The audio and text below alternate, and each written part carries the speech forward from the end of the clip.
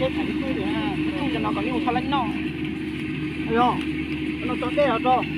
đây cho chết phải đốt khói để cho nó cho cho chết phải cho phát